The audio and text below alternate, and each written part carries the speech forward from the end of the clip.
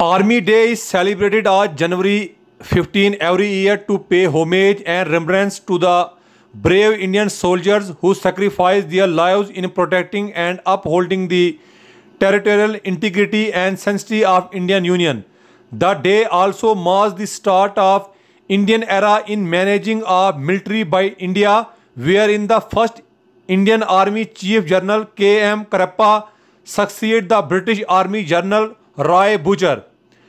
To commemorate the 71st Army Day, a series of events to include distribution of solar lamps, lecture on importance of water conservation and Ekta Committee meeting were organized in Doda, Kishtwar and Ramban district. On this occasion, a worth-line ceremony was also conducted at the statue of Naib Subedar Chunnilal, Ashoka Chakra, Veer Chakra, Sena Medal at Bhadrava. Hundreds of local, including ex-servicemen, Veer Nari, students and youth of the region attended the event. On the occasion, newly elected Sarpanch and Nambardars of Batod Block along with media persons were invited for tea at Dharmund Batod. Speaking on the occasion, the General Officer commanding Delta Force reiterated the commitment of Army in maintaining peace and harmony in Chenab region. He also paid homage to brave martyrs whose courage and sacrifice in the line of duty continue to inspire all. का season है, पीछे परसों लोहड़ी थी,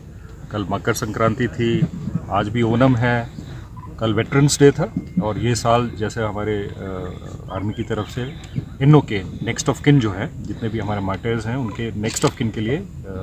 dedicate किया गया ये वाला साल। तो वेटरन्स के लिए कल था और आज आर्मी डे, आप सबको पता है और इसका महत्व भी आपको पता है, आप लोगों को दिखाया भी गया है कि पहला जो हमारा कमांडर इन चीफ थे करियप्पा साहब, जिस दिन नियुक्त हुए थे 1949 में 15 जनवरी को, तो तब से ये आर्मी डे से मनाया जाता है। और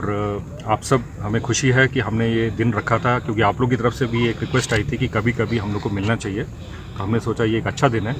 जब आप लोग से मीडिया के साथ यहाँ पे जितने भी पंच और सरपंच जो नियुक्त हुए हैं इस इलाके से, धारमुंड के आसपास से, उनको आज हमने बुलाया हुआ और जहाँ आसपास जो वेटरन्स भी हैं जो आज आ सके हैं वो आए हैं। और बाकी जगह तीनों डिस्ट्रिक्ट में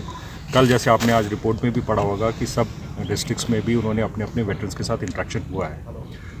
तो ये एक अच्छा मौका है, मौसम भी अच्छा है आज और आप सबसे मुलाकात हुई, इसी बहाने आपस में हमारे एक्सचेंज ऑफ आइडियाज़ हुए। जहाँ तक आप लोगों ने पूछा था यहाँ पे क्या हो रहा है, तो जैसे मैंने बताया कि हर डिस्ट्रिक्ट में कोई ना कोई काम चल रहा है, कोई ना कोई